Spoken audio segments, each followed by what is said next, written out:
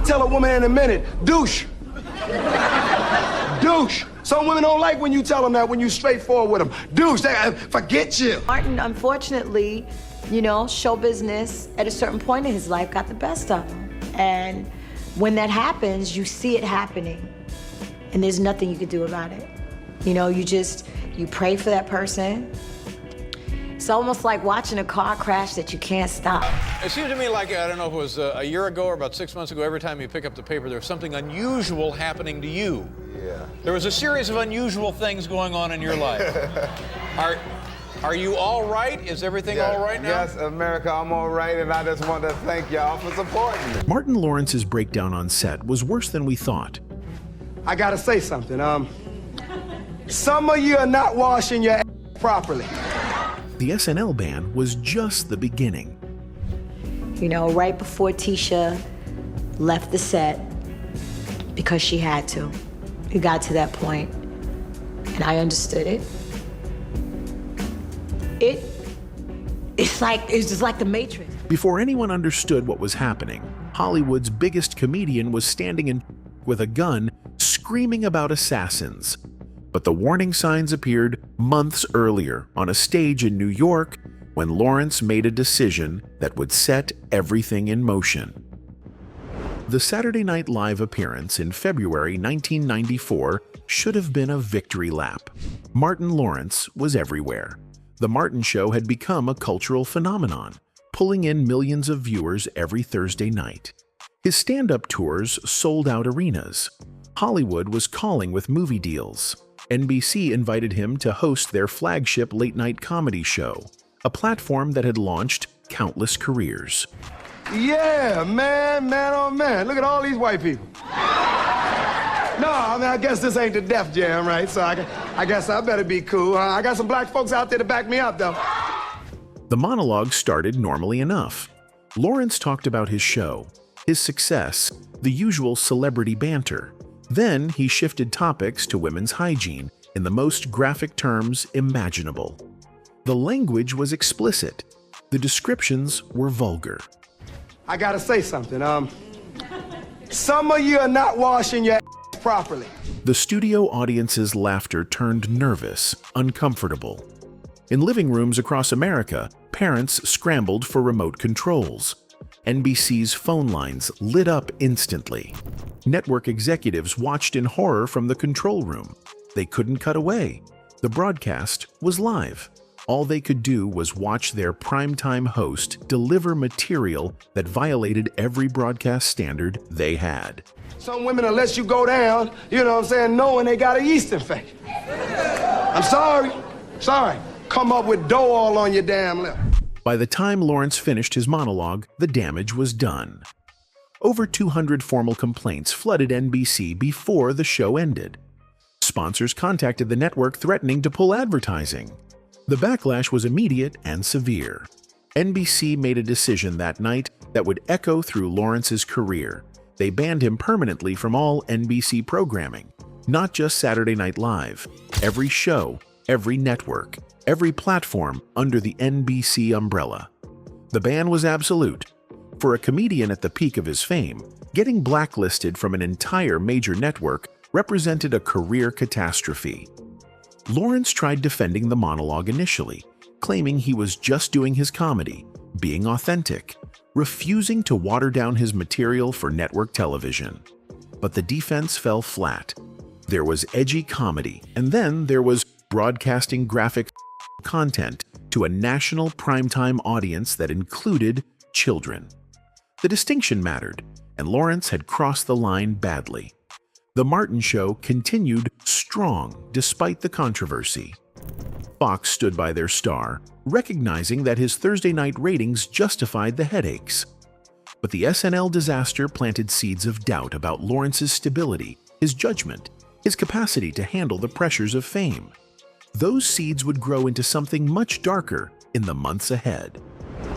May 1996. Ventura Boulevard in Los Angeles at midday. Traffic moved normally until drivers noticed a man standing in the middle of the intersection.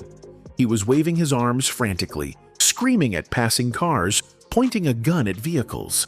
Drivers swerved, horns blared, panic spread. Someone called 911. So I go out in the street, and I go to run across the street. I was trying to catch the light. I go to run across the street, and because how the light changed, I got caught in the middle of the street. Next thing I know, they got firemen, they got ambulance, they got the police, everybody out there. Initial reports blamed exhaustion and dehydration. The official story painted Lawrence as a hardworking actor who'd pushed himself too far, whose body and mind had temporarily shut down from stress. Hollywood accepted that explanation eagerly. Exhaustion, they understood. Mental illness scared them. Better to frame the incident as a physical problem with a simple solution: rest and hydration. The truth was darker and more complicated. Lawrence was experiencing a mental breakdown. The paranoia, the delusions about assassins, the inability to distinguish reality from fantasy, all pointed to serious psychiatric issues, possibly bipolar disorder, possibly other conditions. Standing in traffic with a gun wasn't exhaustion. It was a cry for help from a mind in crisis. Nah, with y'all, I was higher than a motherfucker, y'all. Lawrence spent time in a psychiatric facility after the incident. The details remained private, protected by medical confidentiality, and Hollywood's preference for keeping mental health problems quiet. But people close to him understood this wasn't a one-time episode. The signs had been building. The SNL Disaster, increasingly erratic behavior on set, mood swings that went from euphoric to explosive in minutes. The intersection incident just made the problem impossible to ignore. The gun charge could have sent Lawrence to jail.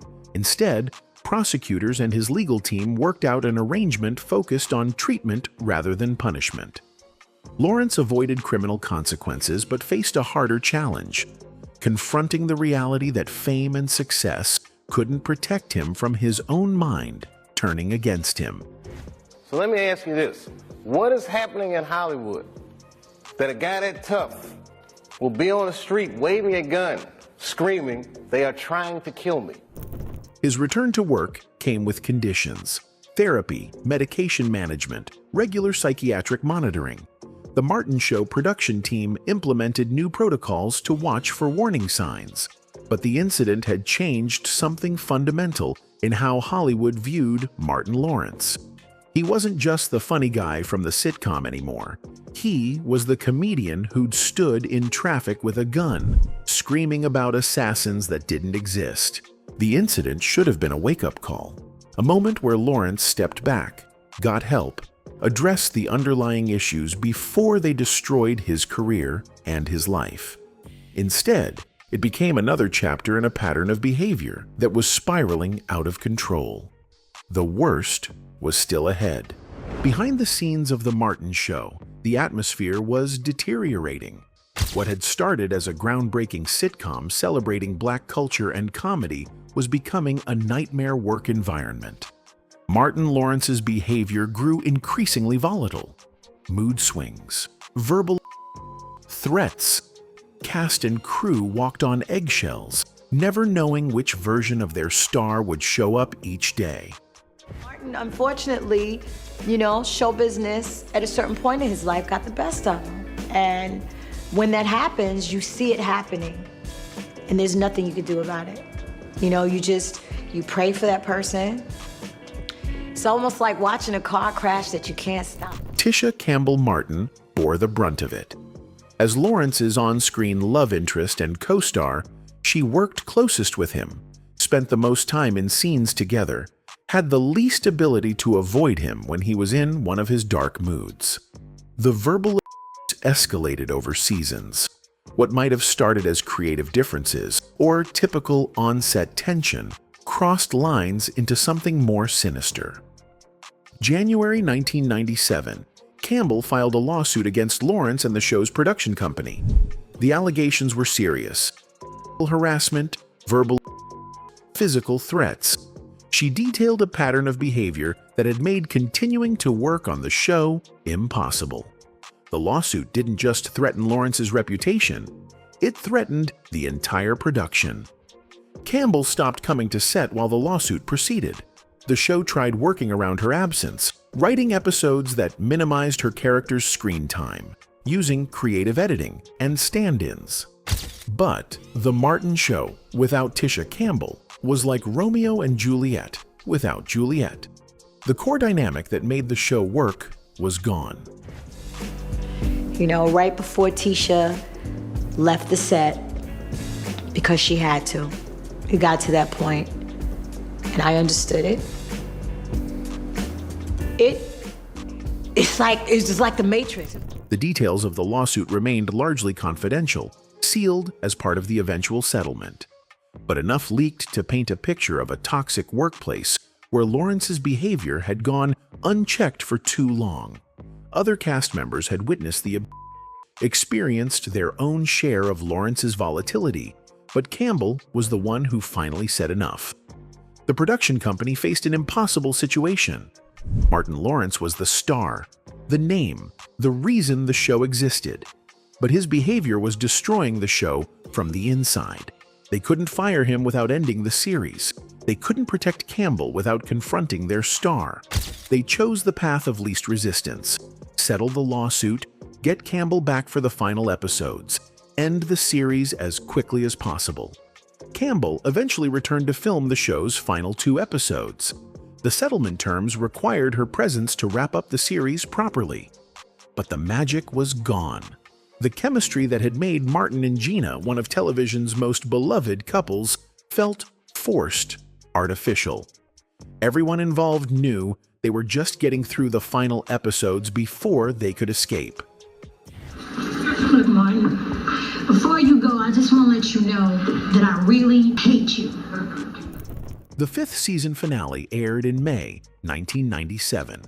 The Martin Show ended not because ratings had declined or creative inspiration had dried up. It ended because the star's behavior had made continuing impossible. A show that should have run for years, that had the talent and audience to become a television institution, got canceled because Martin Lawrence couldn't control himself. The lawsuit settlement protected Lawrence from detailed public discussion of his behavior. Hollywood moved on. The show became syndication gold, and most viewers never knew the dark reasons behind the cancellation. But everyone who worked on that show knew. They'd seen firsthand what happened when fame, mental illness, and unchecked power combined in one person. Summer 1995. Martin Lawrence was filming A Thin Line Between Love and Hate, his directorial debut and passion project. The movie was his chance to prove he could be more than a sitcom star, that he could write, direct, and carry a feature film. The pressure was enormous. The Martin Show demanded his attention during the week. The film consumed his weekends. He was working 18-hour days, sleeping 4 hours a night, running on adrenaline and ambition. Ever direct another movie again? Probably not. Thin Line Between Love and Hate that I directed damn near killed me. Almost didn't make it through that movie. That's crazy. Because I was doing everything. I was acting, I was writing, Something snapped during production. The exact details remain unclear, protected by the same Hollywood machinery that had swept the Ventura Boulevard incident under the rug. But Lawrence experienced what witnesses described as a violent outburst on set. Not directed at anyone specifically, but explosive, frightening, completely out of character even for someone known for emotional volatility. The outburst led to hospitalization. Not jail, not a fine. Not even a simple trip home to rest. Lawrence needed psychiatric intervention again. The pattern was becoming impossible to ignore. High-stress situations triggered breakdowns. Success brought pressure. Pressure triggered episodes. Episodes led to hospitalization, then recovery, apologies, and the cycle starting again. The film still got completed. Hollywood had too much money invested to walk away. Lawrence pulled himself together enough to finish shooting, complete post-production, and deliver a movie. A Thin Line Between Love and Hate eventually made it to theaters in 1996. funny how men cooperate when you lock in on their nuts. Of course, I prefer the word tested. Reviews were mixed. Box office was modest. The film didn't establish Lawrence as a major filmmaker, but it didn't tank his career either. But people who worked on that production remembered the outburst, the hospitalization, the sense that their director and star was barely holding himself together. Some left the industry entirely. Others refused to work with Lawrence again. The incident didn't make headlines, but it made the Hollywood Whisper Network, the informal system of warnings and red flags that determines who gets hired and who becomes uninsurable. The hospitalization should have been another wake-up call. Lawrence was in his 30s at the peak of his career, making millions, beloved by audiences. He had everything to lose, and he was losing it, one breakdown at a time. But acknowledging the problem meant confronting the stigma of mental illness, admitting vulnerability, accepting that talent and willpower couldn't overcome brain chemistry. Instead, Lawrence doubled down. More projects, more pressure, more opportunities to prove he was fine. He was in control. He could handle anything Hollywood threw at him. The Martin Show continued. Movie deals kept coming. From the outside, he looked like a success story. From the inside, he was a man racing toward a cliff, refusing to slow down because slowing down meant admitting something was wrong. The film itself became a footnote in Lawrence's career, remembered more for its troubled production than its content. But for those who witnessed the outburst and hospitalization, it represented something darker. Proof that the Ventura Boulevard incident wasn't an isolated event. Martin Lawrence was struggling with something serious, something that fame and success couldn't fix. March 1996, just months before the Ventura Boulevard breakdown. Martin Lawrence walked through airport security at Burbank Airport with a loaded pistol in his carry-on luggage. Security scanners caught it immediately. TSA agents pulled him aside. Police got called. What should have been a simple process, declare the weapon properly or leave it at home, turned into an arrest. Lawrence claimed he'd forgotten the gun was in his bag. The excuse sounded weak even by Hollywood standards. Forgetting you packed a loaded weapon suggests either incredible carelessness or a disturbing level of disconnection from reality. Neither explanation painted him in a positive light. Next thing you know, the police and the firemen and ambulance, Mr. Lawrence, son, what's wrong? Calm down. And I'm up there motherfucking looking at them and shit, all crazy. The legal consequences were relatively minor. Weapons charges, probation, fines, the usual slap on the wrist that celebrities receive for crimes that would send regular people to jail for years. But the incident added to a pattern that was becoming impossible to ignore. The SNL monologue showed poor judgment. The Ventura Boulevard incident showed mental instability. The airport gun showed both. For Lawrence's team, damage control was becoming a full-time job. Every incident required explanations, apologies, assurances that it wouldn't happen again. Publicists earned their money crafting statements that minimized the severity, emphasized Lawrence's commitment to getting help, painted each crisis as an isolated event rather than part of a larger pattern. Airport security tightened after the incident, not because of Lawrence specifically, but as part of broader changes in how weapons were handled in airports. Lawrence paid his fine, served his probation, and moved on. But the gun in his bag that day represented something larger, a man losing control, making increasingly dangerous decisions, surrounded by people who either couldn't or wouldn't force him to confront what was happening. August 1999. The temperature in Burbank hit 100 degrees. Martin Lawrence decided that morning was perfect for a long run. He was preparing for Big Mama's House, a role that required physical comedy, fat suits, hours in makeup. He wanted to be in top shape, wanted to prove he could handle the demanding role, wanted to show Hollywood he was back, stable, ready to carry another hit. Let me just make it to the bathroom before I lose my bowels all over myself. He dressed in heavy sweat gear, the kind designed to increase perspiration, to make workouts harder, to burn more calories. On a normal day, that gear was uncomfortable. In 100-degree heat, it was dangerous. Lawrence started running. The sun beat down. His body temperature climbed. Sweat soaked through the heavy fabric. He kept running. At some point, Lawrence's body stopped cooperating. Heat exhaustion became heat stroke. His core temperature spiked to 107 degrees, well into the range where organs shut down, where brain damage becomes permanent, where people die. He collapsed on the pavement, unconscious, his body cooking from the inside. Someone found him and called 911. Paramedics arrived to find Lawrence in a coma, barely breathing, his body temperature at levels incompatible with survival. They loaded him into an ambulance, radioed ahead to the hospital, and started emergency cooling procedures during transport. Every second mattered. At 107 degrees, brain cells were dying, organs were failing, time was running out. The hospital put Lawrence on a ventilator. His body couldn't breathe on its own anymore. Doctors worked to bring his core temperature down without causing shock. They monitored for organ damage, for brain swelling, for all the complications that follow severe heat stroke.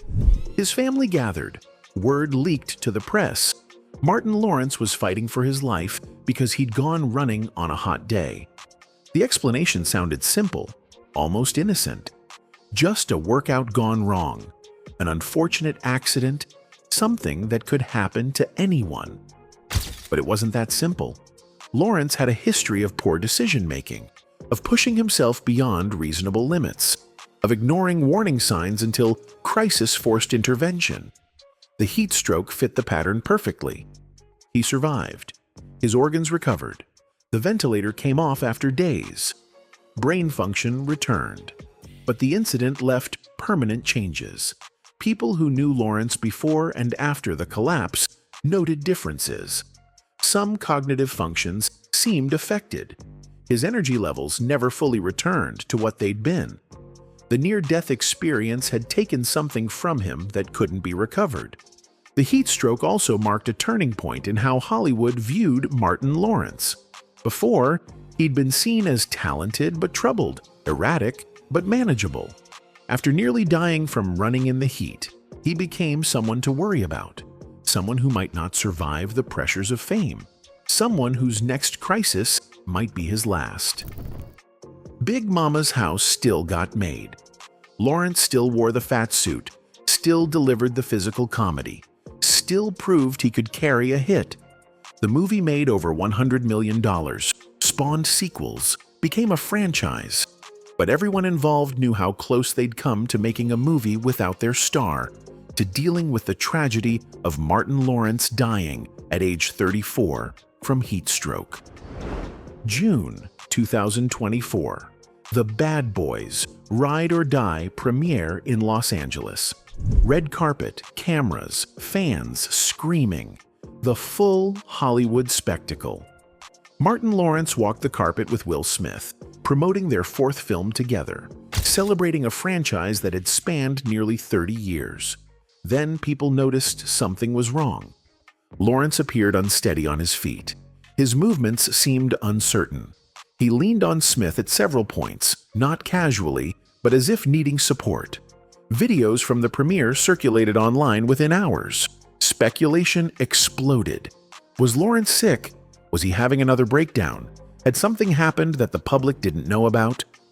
The rumors spread fast. Lawrence's team responded quickly. He released a statement addressing the speculation directly. He was healthy. Does this look like a motherfucker that had a stroke?